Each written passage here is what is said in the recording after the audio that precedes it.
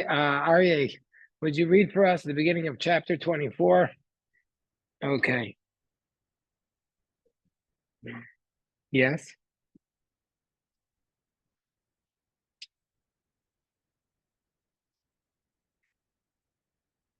Hashem. Okay. And Avram grew older in his days, and Hashem blessed Avram. Hashem blessed Avram with everything. It says Rashi doesn't say it here, but it says later on in our portion that Avram grew old a second time. So it says later on. It says also that Avram grew old. Where does it say that? I have to find that passage. Let's see. It says the end of the parsha. What? At the end of the parsha, Zaken Yeah. No. Where is that? It says what's the verse? Okay. It says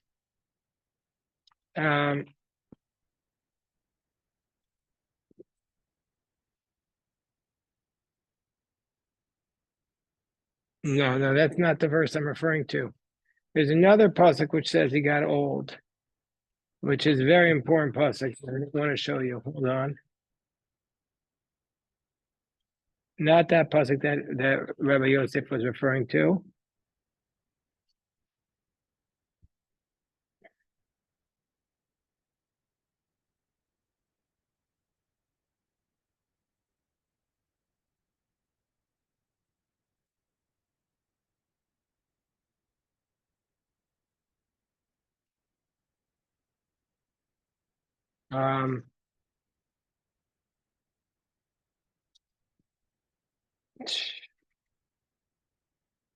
Hold on one second. But it's that the Rashi is there. I just don't know where the Rashi is, but he definitely says it. I remembered it correctly. But anyway, I don't know where the Rashi is. I'm sure we'll come upon it when we. Okay, so it says here that God blessed Avram with everything. Hashem berachat Avraham bakol. What does it mean God blessed Avram with everything? Judah, what does that mean God blessed Avram with everything? But what could he want more than anything? So this is what Rashi says. What does it mean God blessed Avram with everything? Says the Rashi, Bakol Oleh B'Gematria Ben.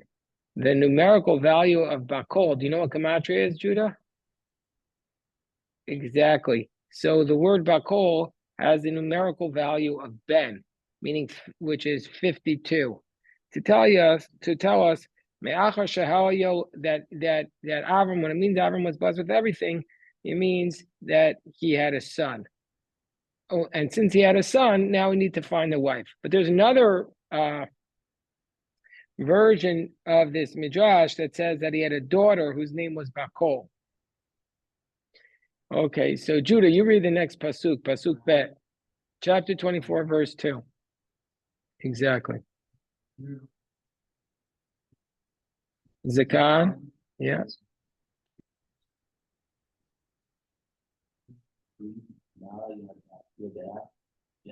Yadcha. Right, very good.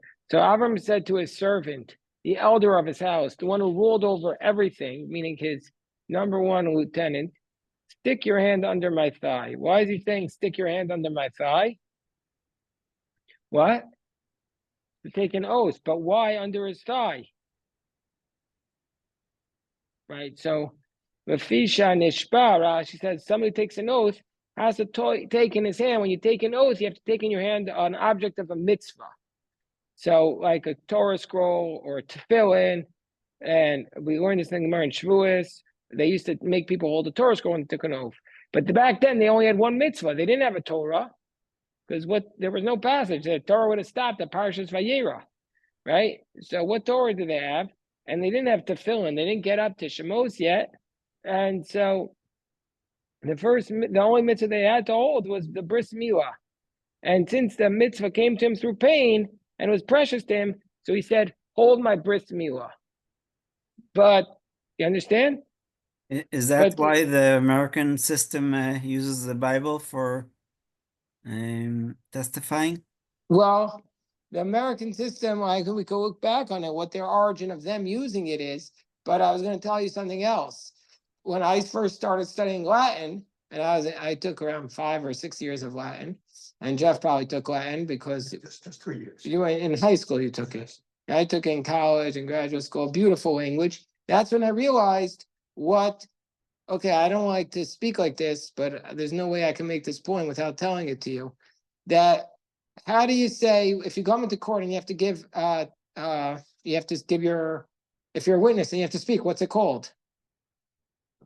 What? No, when you go up to when you go up to the witness stand and they call you, what are you doing?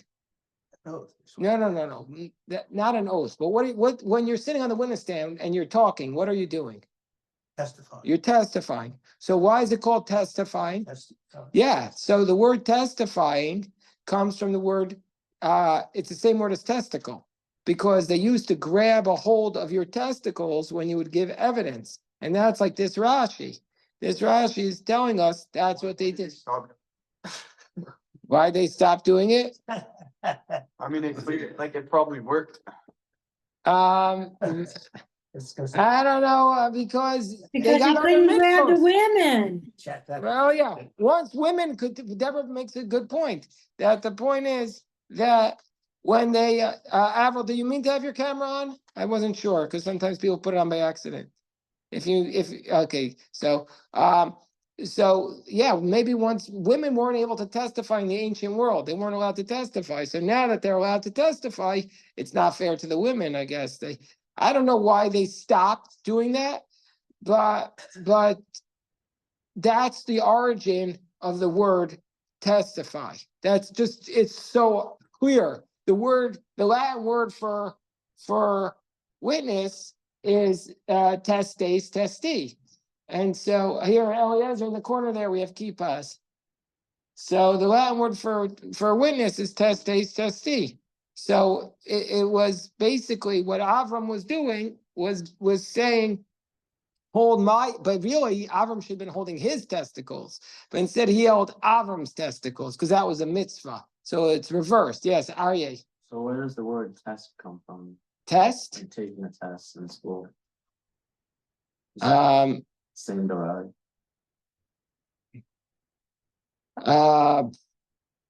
don't you ask Grok? What? So, The origin of the word test. It could be from there. That you're giving evidence of what you know. It could be that that's the origin of the word. Can you ask Grok? Do you have Grok? Yes. Anyway, so thank you, Eliezer. You're a big help. Baruch Hashem. We're just talking about why Avram told his servant to stick his hand under his thigh, because that was a mitzvah that he was holding. So, and that was the only mitzvah, but it's also the normal way of getting somebody to commit to something. Okay, Aryeh is busy, so Judah, you read the next pasuk Gimel. Well, B'ashbiacha. B'Hashem, Elokei Hashemayim, Elokei Haaretz, Asher Lo Tikach, Asher, Isha. Hey, Yitzchak, Hakem, Nani, Asher Anochi Yosef B'Kribo. Excellent. Says Vashbiacha, and I'll make you swear, because he has his hand under his thigh. I'll make you swear by Hashem, by God, the God of heaven and the God of the earth, that you're not allowed to take a wife for my son from the daughters of the Canaanites who I'm dwelling in his midst. Now, who is this servant? It never mentions the name of the servant here, but elsewhere the servant is identified as Eliezer. And that servant, where was he from? He was a Canaanite. So he's saying, basically, swear to me that you're not going to let my son marry your daughter or anybody like your daughter. Now, how would you feel if your dad arranged your marriage? Would you guys like that? Definitely not. Definitely not. Depends. Arya's open to it. In those, Yeah. it's interesting that Isaac did not meet his wife in advance. It was all arranged by the servant. And Jacob did meet his wife in advance. Jacob met his wife in advance and selected his wife. And who do you think had the more loving marriage? Well, not the first wife of Jacob. That wasn't ideal. Leah was not. Well, Rachel and Leah, well, I would say, why do you say that? Rachel, Jacob ends up fighting with her. He takes a wife against her. He says, why are you talking when she's upset? He says, why, it's not my fault. Go talk to God. Meaning to say Jacob and whereas Isaac and Rebecca, they pray together. Isaac is the only one who doesn't take another woman as a wife or as a concubine. And whereas Jacob doesn't get buried with Rachel. He just buries her on the road. Even though he could have taken her if he wanted to Marat Machpelah, could have taken her. So Jacob doesn't really have What about Rebecca's age, though? that. Well, that's not. Well, that's a whole separate issue. How old she is? There's Rashi's. We could try to figure that out exactly. One Rashi says a virgin. She was one virgin is one virgin. One version is she was 3. But you have to bear in mind that the fact that she was 3 just means that she was. Well, that's hard to believe, since she also. The fact, no, but the point that she was married at 3 doesn't mean they consummated at 3. Oh. I mean, if you look at the way child marriages happened, that they were assigned to that household, and when they were old enough to consummate, they consummated at a much older age, maybe 10, 15 years later. It wasn't that right away they started having that type of relationship. It meant she was assigned to that family, and eventually she's going to be.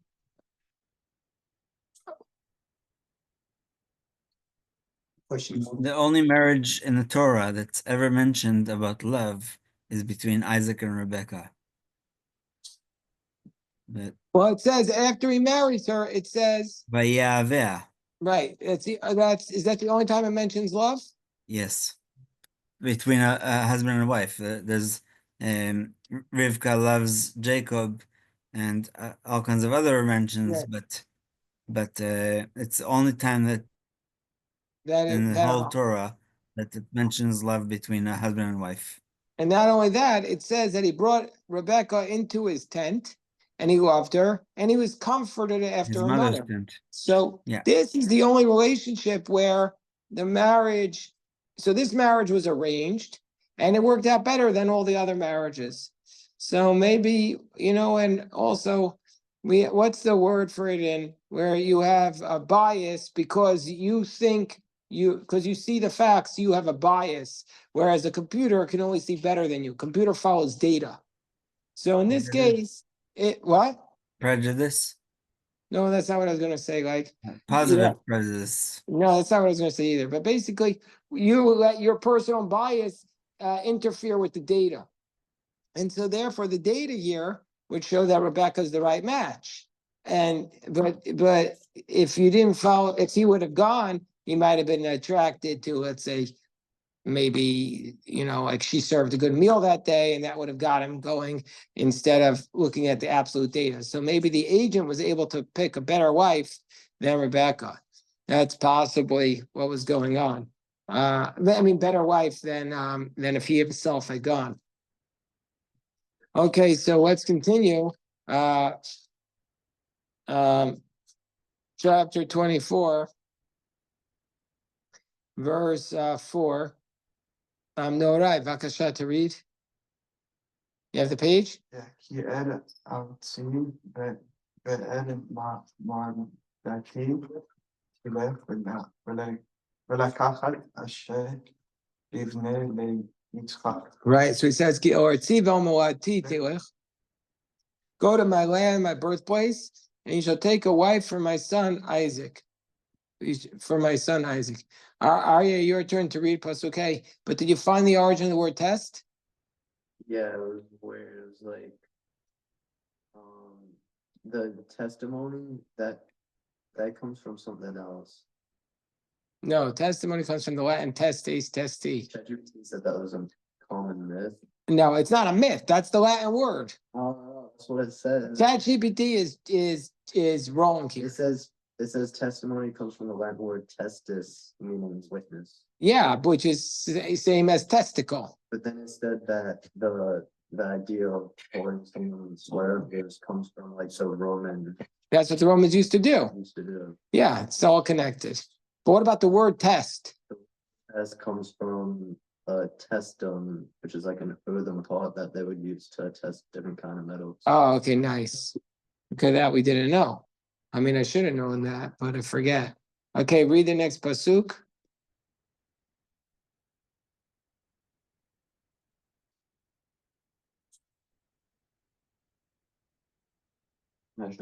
Pasuk A? Yeah. And Aved Ulai Lo Doved Haisha Lalefes Apare El Haaretz Hatzos She Ashir Es Bimfa El Haaretz Asher Yatsasa Misham. He said, excellent, excellent. So the servant said to him, maybe the woman will not want to to go after me, to follow me to this land. Should I return your son to the land that you departed from? Meaning, let's say the woman says he has to come back to me. Should I let him go? So Avram says, next pasuk Judah, Vakasha, pasuk Vav. Yeah, also Judah, I appreciate you taking that picture, but we need a picture with something that proves it's a school. Okay. I mean, what do you mean the school is in a holding place? It's not. Yeah, because it's getting rebuilt. So where do you guys meet? It's in what's it called? I forget what Woodward. It's just like a school near Pike and Rose. That like an abandoned school? No. They just built that school. Yeah, because Northwood's getting rebuilt. And Yeah. they were planning to make Walter Johnson, like split Walter Johnson to like half. 'Cause Right. it's like one of the biggest schools in the county and move like half, or I don't know, like. So you're there in the meantime, Yeah, basically. it's it's gonna be finished by senior year. What is? Northwood. Okay. Northwood is the, It's by Campbell. It's on University. Down University. Okay, so you have to travel to go to school now, isn't it? Yeah. It's near Campbell. It's a pain in the neck. Let me just say that's not fair to you. You only have 4 years of high school and they make you travel for it. But there must be something in the school that demonstrates it's a school, Yeah. like a locker room, a blackboard, other than a couch. Okay, so read pasuk Vav. Vayomer lo Avraham. Vayomer elav Avraham Hashimer. No, Hishamer. Ishamer lecha and tashiv et bnei Shema. He says, so Avram says to him, Hishamer lecha, be careful. Pen tashiv et bnei Shema. Whatever you do not return my son there. Avram said, my son cannot. Okay, this is Jewish law. Let's say, as a matter of Jewish law, let's say the wife wants to live near her family and the son wants to live near his family. Where do they have to live? never, Well, it's not so simple because since the son can claim, since the husband can claim that I need to support my wife. So if I need to support my wife and my job is over here, then he can claim that they get to live near his family. So, but if she's saying I'm supporting you, so we have to look at the whole picture. Where does the support take place? All right, let's stop. It's time to daven. Let's stop here to daven mincha.